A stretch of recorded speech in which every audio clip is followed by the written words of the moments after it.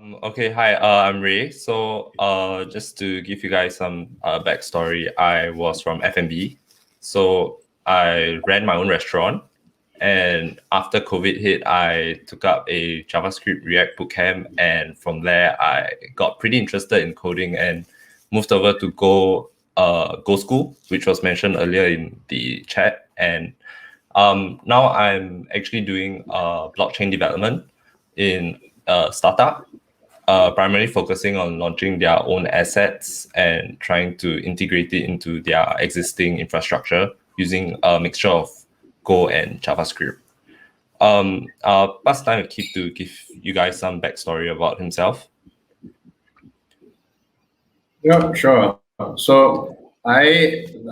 Ray, I'm a career switcher. So as I mentioned on the other time just now, a year ago, right, I'm about, I'm slightly over 2 years out of college. For 1.5 of those years, I was working as an investment banker, advising on mergers and acquisitions across Southeast Asia with the UK firm Barclays. Decided it wasn't really for me. And I guess, yeah, I always had that curiosity about, the mindset and the tool set of engineers. So yeah, I made the decision to leave that job and start a bootcamp in Go. So that was when Ray and I met. What we're going to present on is actually our kind of capstone project from that bootcamp, just to consolidate, everything that we had learned. I think for me, it's kind of, it was kind of my first attempt working collaboratively and doing something slightly more involved. I know in the grand scheme of things, it's still, a relatively small project. But yeah, so I think after completing that bootcamp, I since found so today I'm a trainee software engineer at a robotics company. Looking forward to learning, the full stack of the technologies across hardware and software. But yeah, so right now I'm actually spending a lot of time writing JavaScript as I learn more about the front end of my current company. So that's a bit about myself. Thank you. Okay, so I'll take over and talk about the project. So as Keith mentioned, we were like relatively greenhorns. So we wanted to kind of like understand more about the technologies. So first thing we wanted to achieve from this project was we wanted to avoid depending too much on external packages. The idea where you keep importing or installing from GitHub, and when it suddenly doesn't support a certain functionality you need, then you are kind of dead. You have to find a new one, or you probably have to build it on your own. And since we were given 3 weeks, we just wanted to just spend the time developing something from scratch. Yeah. So this is the approach that we took.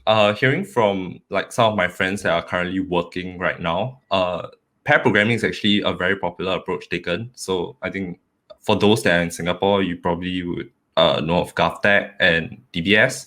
So they do take a pair programming approach where like one person codes and the other one's just like watching. Fortunately for me and Keith, we were actually both quite agreeable. We could actually iron out things and work together quite well. I've heard some horror stories from some of my friends also where someone just pushes out all the code and then the other guy has to fix all the problems and stuff like that. So it was quite fortunate for us. I would say it was quite an enjoyable experience. We did something like a morning and afternoon shift, so each person takes turn to actually code. We went with test-driven development since that's kind of like the rave at the moment. We spent a lot of time thinking about our code structure and systems design, and a lot on the caching approach because it's an e-commerce site. And we went with a read-through and write-through functionality for that. Then we thought about how we're supposed to implement payment through Stripe. Okay. So this is the software structure. Essentially, we split because it's Go development, right? And we didn't want to use JavaScript because it's a GoSchool course, you see. So we actually had to use a form of templates to actually render on the browser. And we split the template logic from the application logic and the application logic from the cache manager logic. So what really happens is when the browser actually requests data from the server, the application will actually request it from the cache. And if it's not found in the cache will actually get it from the database. And when the browser sends any data in form of post to the application, the application will update the data in the cache manager, and the cache manager would then save it into the database. So this whole design consideration was actually due to the fact of we researched a lot into kind of e-commerce sites, and usually when you kind of scale really big, you kind of need to actually cache a certain amount of information that people have requested before, or else you're going to spend too much time reading and writing if you're actually going to, reading and writing from the database if you actually have to do it on every single request from your users actually. So now I'll actually pass the time to Keith, where he'll talk more about the database schema.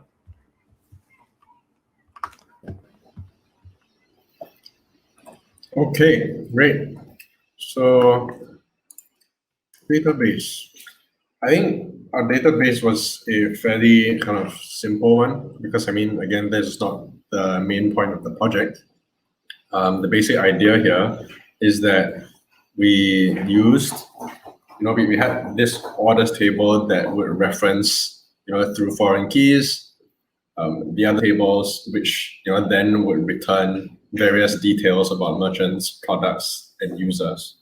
Yeah, so I think it's fairly simple, and I don't think I have to spend too much time on this. I think we can talk more about sort of the schematic, and the way we lay out our caching package. So okay, I'll start with the app, right? So this app package is what actually gets run when you hit run main.go. It consists of a pointer to a router, so just an HTTPS router. We used Gorilla Maps for this project.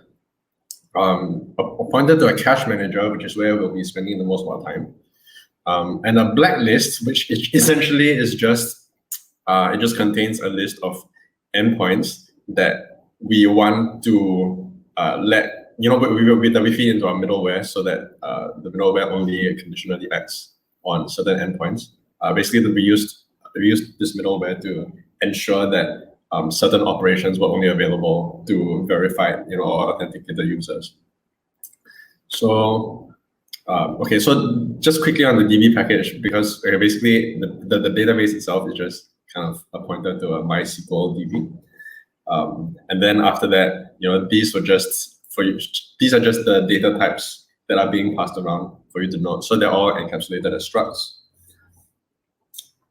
So essentially, the product would be identified by a unique identifier, and then we have name.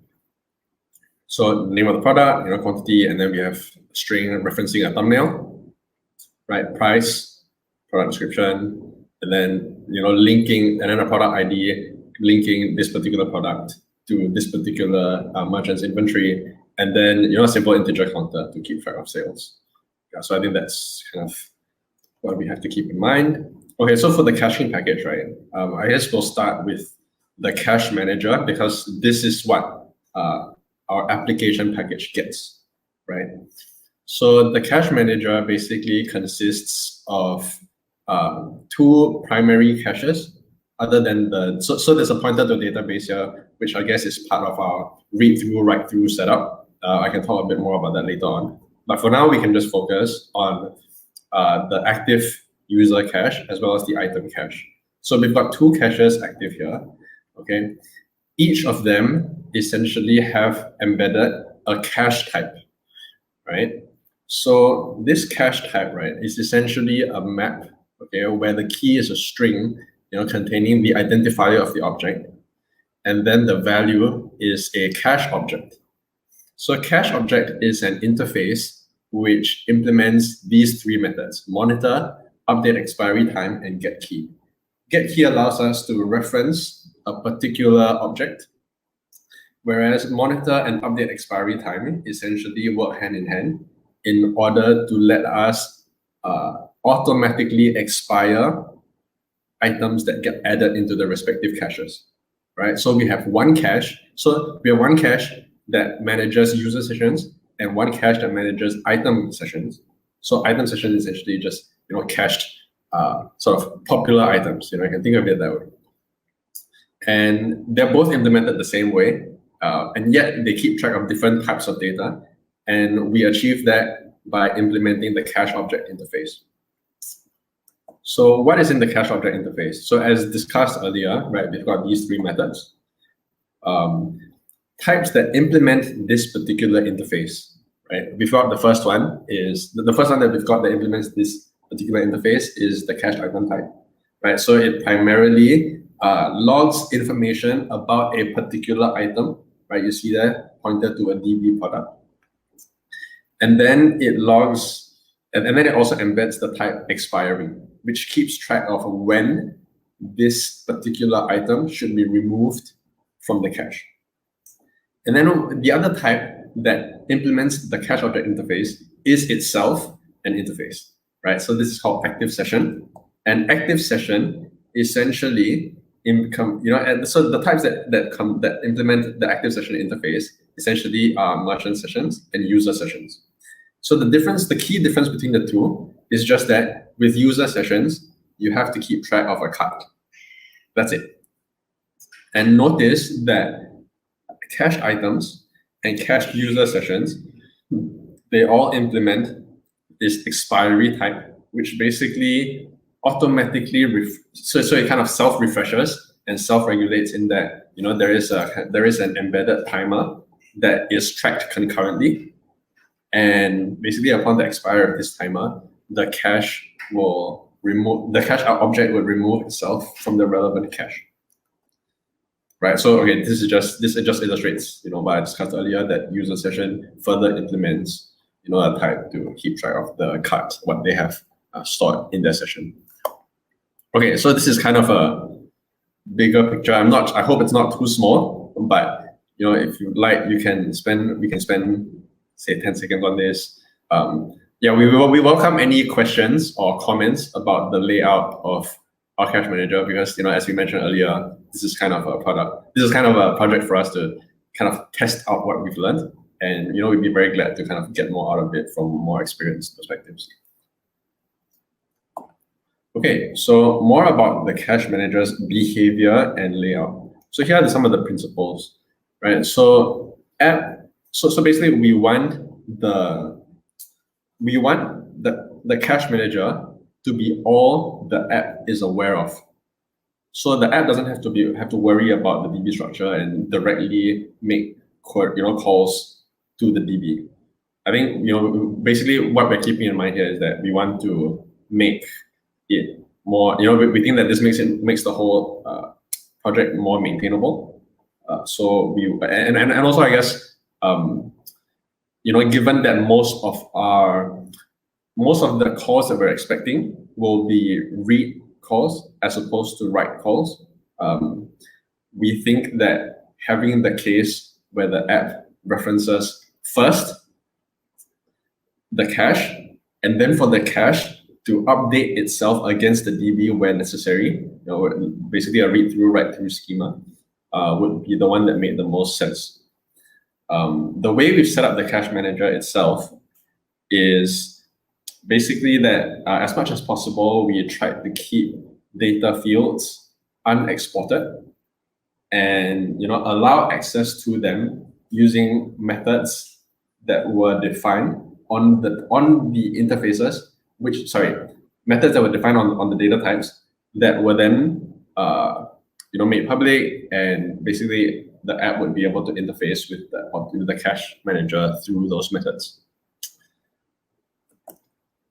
Okay, so I touched on this briefly earlier, but basically we'll see this in the next slide. But we've set it up. So the way we've set up the cache object is such that every time a cache object gets added to the manager, we also concurrently launch a kind of I guess an observer, right, that would terminate the session upon the expiry of a certain timer, and auto refreshes the object if it gets accessed again. So this is kind of just keeping sessions alive in memory.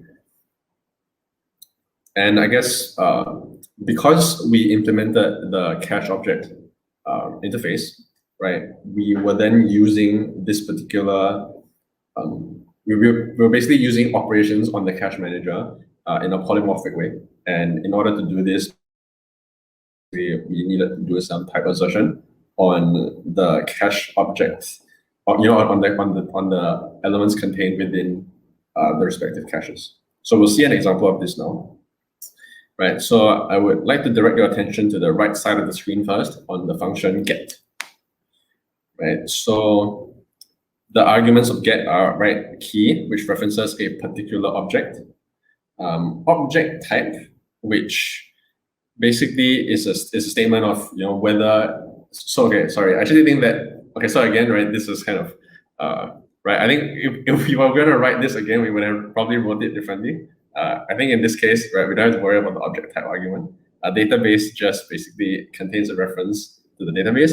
So what we do here is we check if a particular key exists within the cache. So if it doesn't exist, we do some, we parse the key a little bit to determine if it's a user session or if it's an item session. So if it's a user session, that's the first two cases, right? If it's you, it's a user session. If it's M, it's a merchant, it's a user session. So if it's either of those cases, then we say that, right, this particular session does not exist right within the cache, and you have to sign in again because your session has expired. So if it's not a user session, that means it's an item, right? So that means that some user is trying to access an item from the cache. The item doesn't exist in the cache, so we add that item to the cache from the database. So notice that after we call add item from DB, right? We retrieve the item from the DB, and then we add it into the cache through the map syntax. You see that? And then after that, we concurrently launch the tidy function, right? So the tidy function, what it basically does is it calls monitor which refreshes the expiry on the cache object, or it simply returns, so when it returns, then tidy would proceed on to delete, which would then remove the particular key from the relevant cache. Right, so that's what happens if an item is not found within a particular cache. Well, if it is found, right, then we go into the else block of the get function, in which case we simply say, right, okay, this item was accessed again. So we refresh the timer on that particular cache object and we continue. Yeah, so that's kind of, right, a little bit about how we used how we used Go to set up a modular data cache. I think something that, so here are a couple of things that we didn't quite go into. I think these are some of the things that we thought about, but ultimately we didn't want to spend too much time on them because it wasn't necessarily the project to kind of come up with a super optimized cache in this case. I mean, after all, we did this in like 2.5 weeks.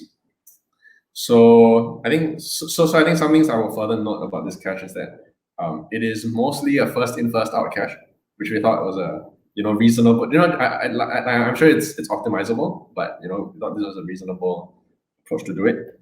So first in first out, because basically whenever the item doesn't exist, it gets added to the cache with an expiry.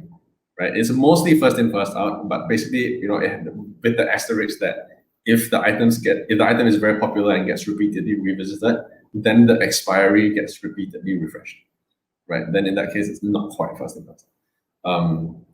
I guess something else that we would have paid a bit more attention to if we were to visit it again probably would be avoiding data races. I think I guess thinking about it now, I think we did give some thought to transactions. Using transactions on the database, we did give some thought to. Yeah, sorry. Okay, yeah. So we did give some thought to transactions, but I guess we'd be interested to hear more about,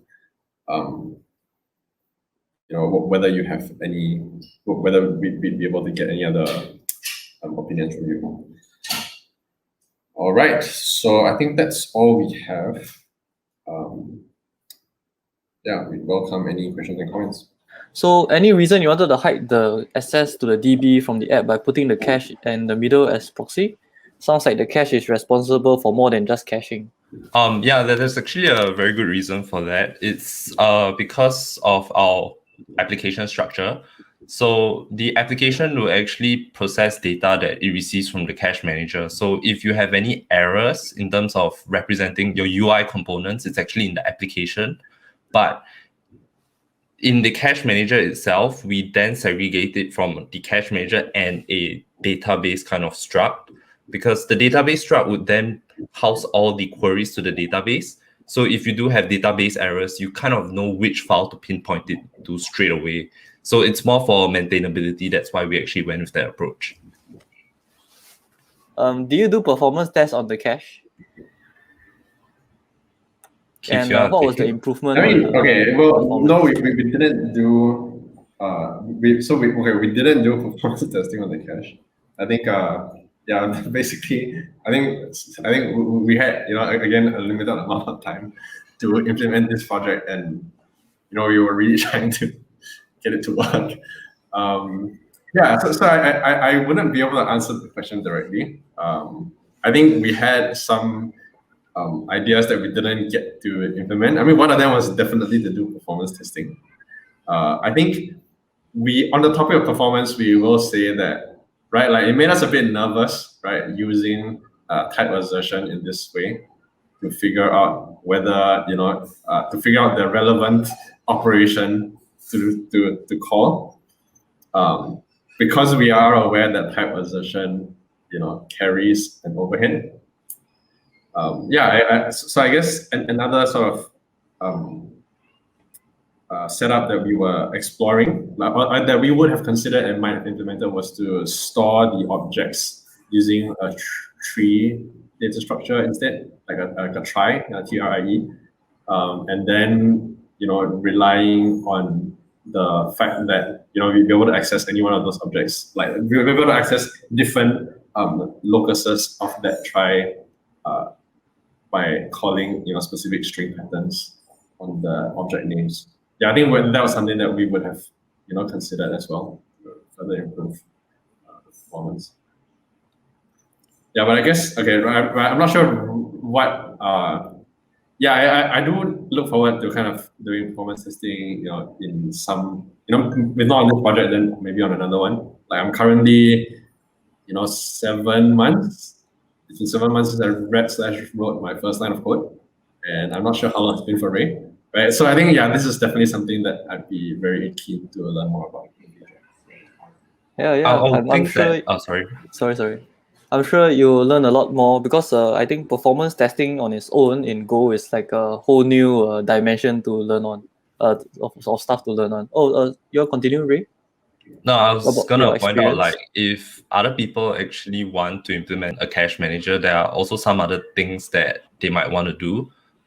First is you might actually want to use channels to actually control your race conditions, because it's actually slightly more performant if you actually try to scale it. There are some benchmarks that people have run using channels versus mutexes. On top of that, there's actually one big flaw in our project, which is that we didn't kind of set a limit to the number of items that can be stored in the cache manager.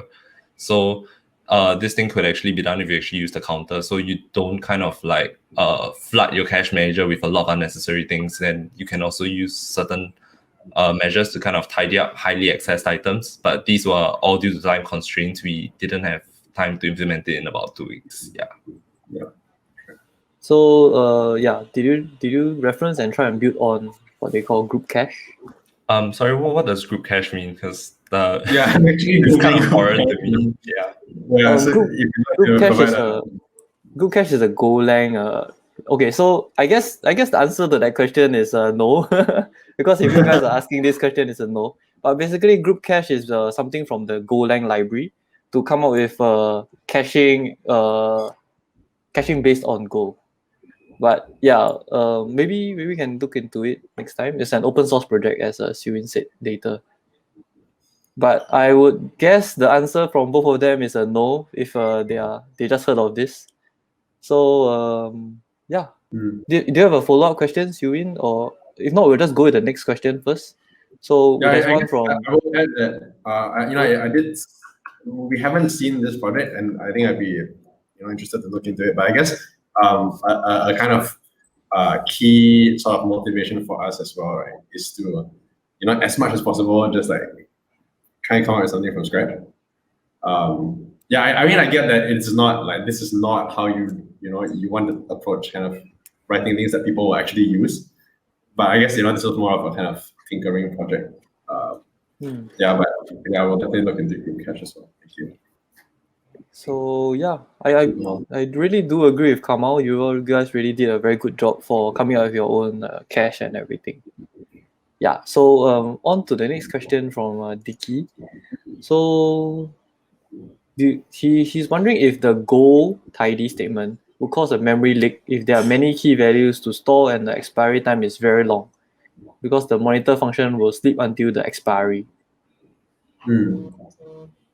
So I don't think this would be an issue. So I think so. Wait, what it seems like to me, what it seems like Dicky is saying is that every time if every time we refresh the timer, we add a certain duration to the timer, which then potentially leads to some arbitrarily long, right, or infinite, effectively infinite timer of the expiry. I think what we're doing now is actually refreshing the timer back to say, let's say a session life is 30 minutes, right? We're saying that if within the next 30 minutes the item gets hit again, we set it back to 30 minutes from 15 minutes in.